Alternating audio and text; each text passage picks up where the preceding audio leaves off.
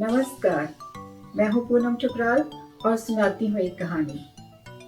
बरसात के दिन आने वाले थे। एक चिड़िया अपने बच्चों के साथ आश्रय बनाने के लिए नदी किनारे गई। वहाँ दो पेड़ थे। उसने एक पेड़ से कहा, बरसात से बचने के लिए मैं और मेरे बच्चे तुम्हारी डाल पर अपना घोंसला बना लें। पेड़ कभी किसी को भी आश्रय देने से इनकार नहीं करते, किंतु उस पेड़ ने बड़ी ही बेरुखी के साथ कहा, नहीं नहीं, तुम मुझ पर आश्रय नहीं ले सकती। और उसने चिड़िया को इनकार कर दिया। चिड़िया फिर वहीं दूसरे पेड़ के पास गई तो उस पेड़ ने चिड़िया को अपना आश्रय बनाने की अनुमति दे दी। बरसात के दिन आरंभ हुए। एक दिन तेज वर्षा आई।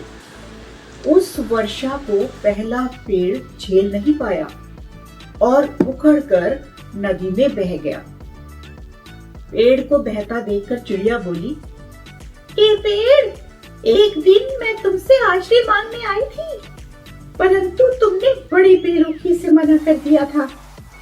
तुम्हारी उसी बेरुखी की सजा आज भगवान ने तुम्हें दी है, जो तुम नदी में बहे जा रहे हो। पेड़ ने बड़े ही शांत भाव से उत्तर दिया, मैं जानता था मेरी जड़ें कमजोर हैं और इस बारिश में टिक नहीं पाऊंगा। मैं तुम्हारी और बच्चों की जान खतरे में नहीं डालना चाहता था, इसलिए तुम्हें सख्ती से मना करना पड़ा। मना करने के लिए मुझे क्षमा कर दो। और कहते कहते पेड़ नदी में बह गया।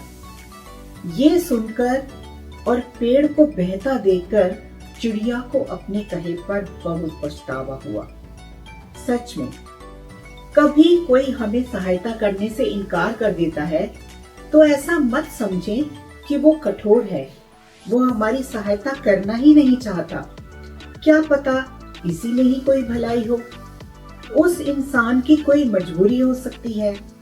हो सकता है वो आपसे अपनी मजबूरी साझा न करना चाहता हो, लेकिन जब तक सच्चाई पता चलती है तब तक बहुत देर हो चुकी होती है। इसलिए यही बेहतर होगा कि किसी के चरित्र को बिना सोचे समझे ना आंके। हर किसी को खुश करना शायद हमारे बस में ना हो, लेकिन किसी को हमारी वजह से दुख ना पहुंचे, यह तो हमारे बस में है। सच ही तो कहा है, बिना कुछ सोचे समझे बोलना अच्छा नहीं होता। सभी को एक नजर से तोलना अच्छा नहीं होता। शिकायत करने से पहले 10 बार सोच लीजिए जनाब। किसी के जज्बातों से खेलना अच्छा नहीं होता। फिर मिलते हैं एक भूली बिसरी कहानी के साथ। हमेशा खुश रहें, स्वस्थ रहें। नमस्कार।